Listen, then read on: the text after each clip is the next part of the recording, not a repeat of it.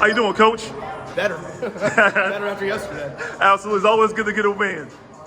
Well, Coach, before we get into the game, we know that Derrick Rose is honored tonight. Yep. And, of course, they're going to retire his jersey next year.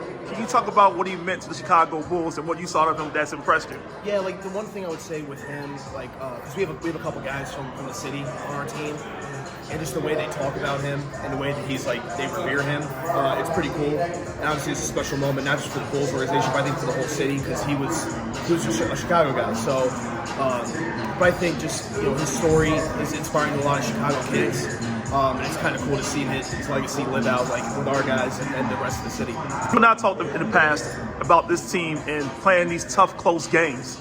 Tonight, another tough, close game, but you came out victorious. Yep. Talk about the experience level with your team and getting that type of feel of playing these type of games. Well, I think it's where you find out about yourself as a team. Like I feel like I'm getting better as a coach. Like our guys are getting better in those situations. But it's more so just trying to play your identity, get guys the best shots possible. Like I thought Jordan Hall in the fourth quarter really helped us get going and really carried us offensively. Like he did a really good job. But really all our guys contributed in some way. Marcus, Donovan playing the point guard position when it's really the first time he's kind of stepped into that role for us. Like Alex Schumacher, but like all the guys that played, really gave us good minutes. So I felt like Jalen Thomas playing the 4 for us, just try to throw him in there and see what it looked like. It's part of him learning, but also him being a pro. Like our guys did an unbelievable job sticking together and just grinding it out. So I'm really proud of all our guys. You talked about Jordan Hall and DeMoss, and you mentioned DeMoss had been a point guard for you. But it looks like Jordan Hall also was the guy also breaking the ball up a lot as well. Talk about his development, his versatility. But it's more so with him, like, because he's 6'7", like, he's got really good passing ability. I think that's a superpower, which I tell him all the time. But he has a really good way of getting guys shots and playmaking. And, with Freeman Liberty being out, with, Arch being out, we kind of need some of that. So, desperately, but he's able to do that for us tonight in a positive way.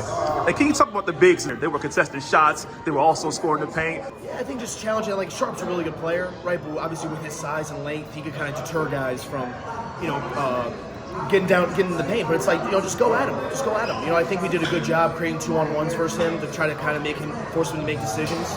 But I thought Damo was really good the way he responded. I thought David has been getting better and better each game, just with his rim presence, his verticality. So those guys have done a really good job for us, but also just being connectors, like playing in the middle of the floor, connecting the ball from side to side. So I was really proud of both those guys. For you, Alex, he's been playing pretty well coming off the bench, or is it starter for where do you want him at? It's been a fun experience for him because he's getting better. And to your point, like we're putting him in the starting lineup, he's coming off the bench, like it's just. But I think he's handled himself great, and he always does the things that go into winning. So he's been a joy to coach.